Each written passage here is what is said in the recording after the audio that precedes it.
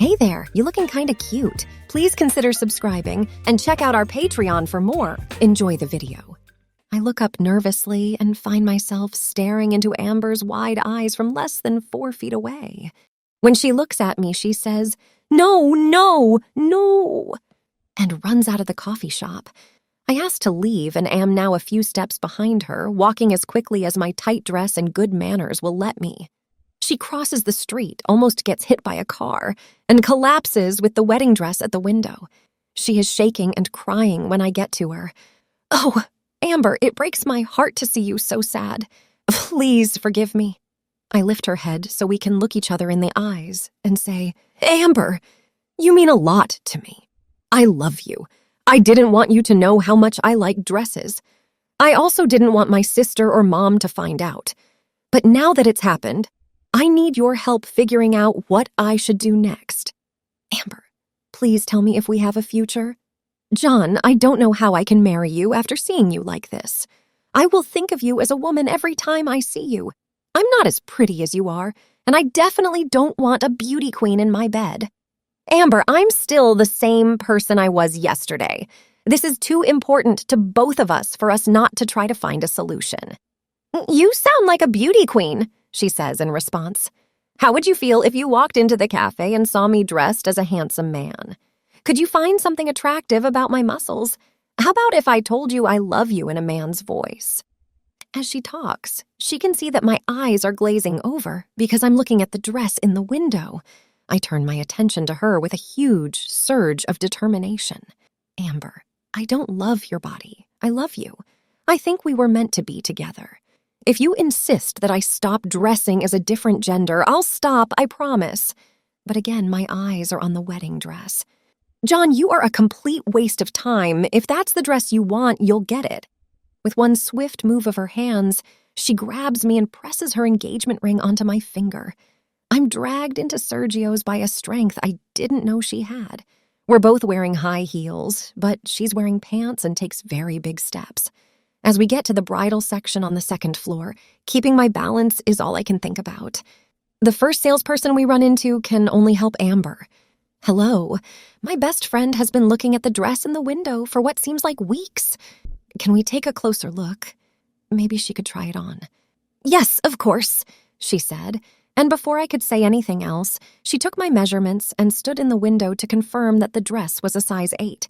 There it is in front of me, and Amber, who is also very interested in it, is touching the fabric and following the patterns with her fingers. I take advantage of the situation and say, "Amber, let me see you in the dress." I tell the clerk I want to see my girlfriend in the dress, and once she sees that she is also a size 8, we are taken to the dressing room. Amber can't get away from the dress, so she just steps into it without a word. Amber's shoes are brown, and the heel is only 2 inches high. Before she knows what's going on, I've put my beautiful strap shoes on her feet.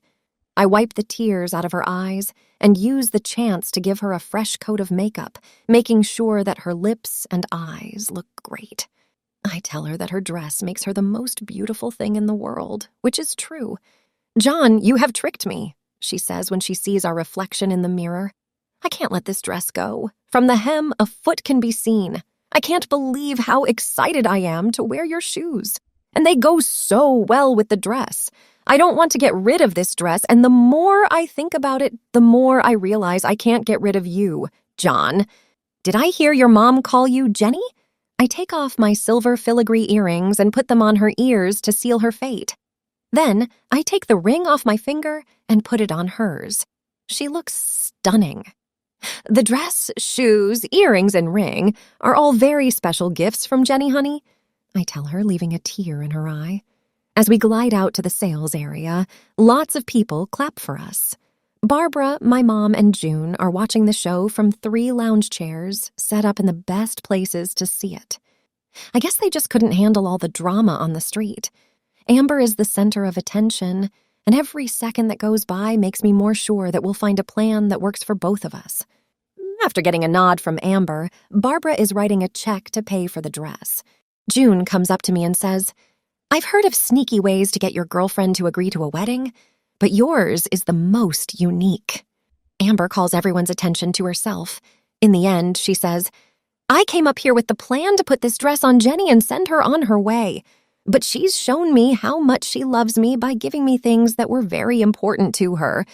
Even though I fought her, she made me the happiest person in the world. Jenny, you have 3 weeks to show me that this plan will work.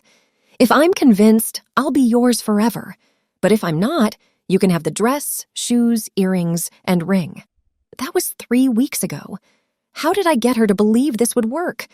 At least 20 times I turned down the chance to wear her wedding dress, shoes, earrings, or ring.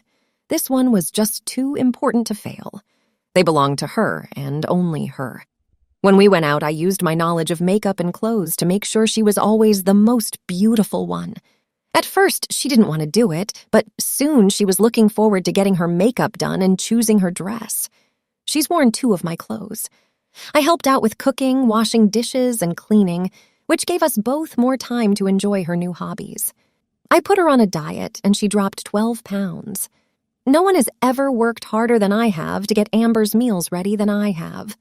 We watched and talked about every chick flick that came out in theaters or on TV. We got to see 2 ballets as well.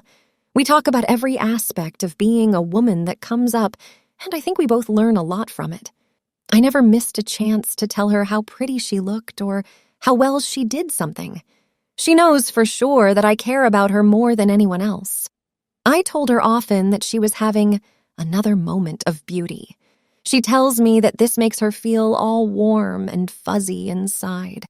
I never missed a chance to tell her parents and mine about all the things I liked about her.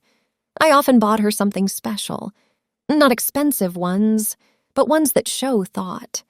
We were honest with our friends and family about the fact that I was a girl. When we both talked about their problems the same way, their complaints went away. I still made a handsome male. I sometimes wore a suit and acted like the rude John I used to be. Amber would ask Jenny to come back soon after John would show up out of the blue. In short, despite herself, she couldn't help but fall in love with Jenny. Why did I have to go through it? I never planned for my cross-dressing to get to the point where I now live as a woman full-time. The bad thing is that I don't get to be John as often as I used to. I think this will get less over time. I miss a lot about John. On the bright side, both of our families keep saying that Jenny is a much nicer and more fun person than John is. After the 3-week trial was over, we got married 2 months later. Amber is going to have our first child in a month. I forgot to say that I worked at the business that Amber's dad ran. He told me last night that I will be head of sales when the new year starts. Not bad for someone who has only been working in sales for a little over 2 years. But it is no surprise. People want to do business with me. First, it's interesting to see a very pretty woman who is really the boss's daughter-in-law. But the real reason is that customers soon realize I am looking out for their best interests and will use all my feminine charms to get them the best deal possible. My father-in-law says it's because I'm by far the prettiest person who works for him. Thanks for watching. Be sure to check out Patreon for a lot more content and early access to YouTube videos.